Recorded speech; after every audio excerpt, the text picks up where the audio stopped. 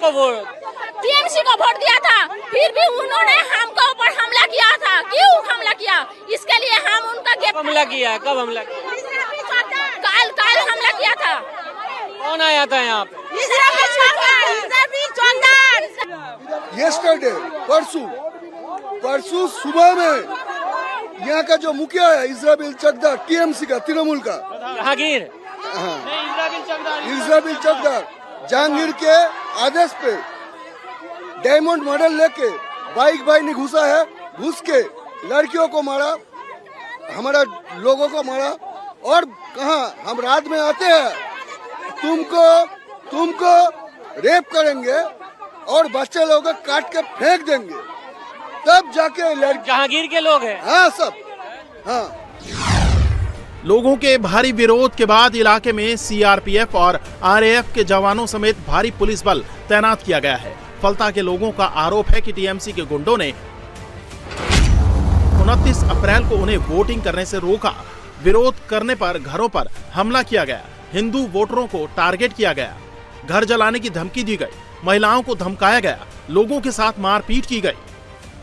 देखिए, ये तमाम लोग हैं जो एक ही बात कह रहे हैं कि कुछ लोग तो वोट डाल दिया उन्होंने, कुछ ने, और वो ये कह रहे हैं कि जिसको वो चाहते थे उसको भी डाल दिया, फिर हमें क्यों मारा, हमसे क्यों इस तरीके से पूछताछ की। दूसरी बात ये कि कई लोग तो डर के मारे वोट डालने ही निकले, क्योंकि फोर्स तो वहां पर जहां बूथ थी वहां थी, लेकिन गाँव में लोग एक एक चेहरा ये लोग पहचानते हैं। पंचायत का जो टीएमसी का आदमी था वो मौजूद था, उसके खौफ से घर से बाहर ही नहीं निकले। ये देखिए तमाम लोग मौजूद है। आप लोग में से कई लोग क्या घर से बाहर वोट डालने नहीं निकले डर के मारे? हाँ, है वोट लेने के ले ही वहाँ से भागा दिया, नहीं होगा अब कल वो वोट हो गया। इस बात का डर था? क्यों डर रहे थे आप? कि हम लोग नहीं डर रहे थे, हम लोग गए थे, हम रास्ते गए, वहाँ से बोले तुम्हारा वोट हो गया, तुम घर पे जाओ। कौन बोला? टीएमसी का आदमी बोला। टीएमसी का आदमी अभी तक वोट गणना नहीं हुआ है, ऐसा हो रहा है। तो होने के बाद जीतने के तो उसके बाद क्या होगा? हम लोग आजाद रहेंगे यहाँ पर? चलो बोलिए, हम लोग आजाद कहाँ रहिए? फलता में वोटर्स टीएमसी कार्यकर्ताओं पर हमले का आरोप लगा रहे हैं। लोगों का कहना है कि वोटिंग के बाद टीएमसी के लोगों ने उनके साथ मारपीट की। जब वो इसका विरोध कर रहे थे तो पुलिस ने उन पर लाठीचार्ज किया, जिसमें कई लोग घायल हो गए। तुम लोगों को मारा पीटा क्यों जा रहा है यहाँ पर? तुम डर क्यों रहे हो? क्योंकि हम लोगों को काल बोले थे कि जो हमारा यहाँ पे डरा रहा है, धमका रहा है, उसको अरेस्ट करने के लिए पुलिस को बोला थे, ठीक है, लेकिन वो अब तक अरेस्ट तो नहीं हुआ। आज 26 घंटे हो गया, अरेस्ट अभी तक नहीं हुआ।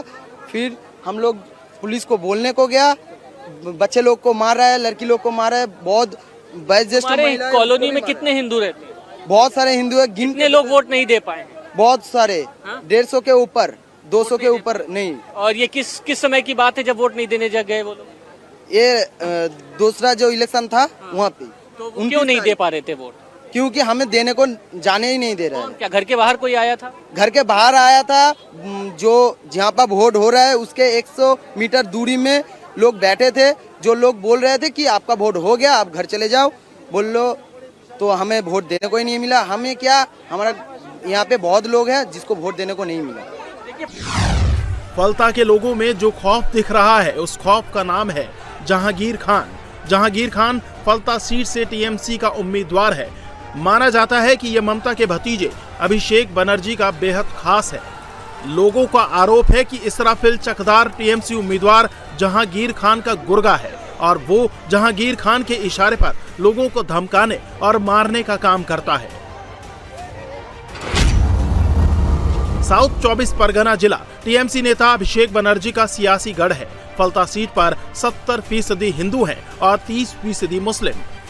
जहांगीर खान पर 2021 में भी वोटरों को डराने और धमकाने का आरोप लगा था। 2021 के चुनाव में फलता में डर से हिंदू वोट देने के लिए बाहर नहीं निकले थे। आरोप है कि जहांगीर और उसके गुर्गे सोर्स जैमिंग, बूथ जैमिंग, छप्पा वोटिंग कराते हैं। लोगों का आरोप है कि 29 अप्रैल को दूसरे फेज की वोटिंग के दौरान गांव के बाहर टीएमसी कार्यकर्ताओं ने घेरेबंदी कर रखी थी। हिंदू लोग जब वोट करने के लिए घरों से बाहर निकले तो उन्हें धमाका कर बीच रास्ते से वापस भेज दिया गया। 29 अप्रैल को फलता में वोटिंग चल रही थी। बीजेपी के उम्मीदवार देवांशु पांडा ने दावा किया कि बूथ नंबर 177 पर ईवीएम में बीजेपी के चुनाव चिन्ह वाले बटन पर टेप लगा दिया गया ताकि वोटर कमल का बटन दबा ही न सके, जिसके बाद बीजेपी ने चुनाव आयोग से फलता में रीपोलिंग की मांग की थी। पिछले 10 सालों से तृणमूल कांग्रेस का एक ही प्रचार रहा, अगर वोट दो, नहीं तो सारे सुविधाएं बंद, राशन पानी बंद, घर से निकालना बंद, तुम्हारा दुकानें बंद, वोट देना पड़ेगा, नहीं तो लक्ष्मी भंडार बंद, सारे सुविधाओं से, सारे पंचायती व्यवस्था से अलग कर देंगे। तो थ्रेट ही उसका इलेक्शन कैंपेन था। तो आज एक आदत होता है ना, तो आदत अभी पूरा छूटा नहीं, सरकार भी जाए, दल भी जाएगी। फलता में रीपोलिंग के ऐलान के बाद टीएमसी भड़क गई है। अभिषेक बनर्जी ने सोशल मीडिया पर खुलेआम धमकी दी है। अभिषेक बनर्जी ने सोशल मीडिया पोस्ट में कहा कि जिसमें हिम्मत हो फलता से चुनाव लड़कर दिखाए। आपके बांग्ला विरोधी गुजराती गिरोह और उनके कठपुतली ज्ञानेश कुमार के लिए 10 जन्मों में भी मेरे डायमंड हार्बर मॉडल में जरा सी भी खरोंच नहीं लगा पाएंगे। आप अपनी पूरी ताकत लगा दीजिए, मैं पूरे भारत को चुनौती देता हूं।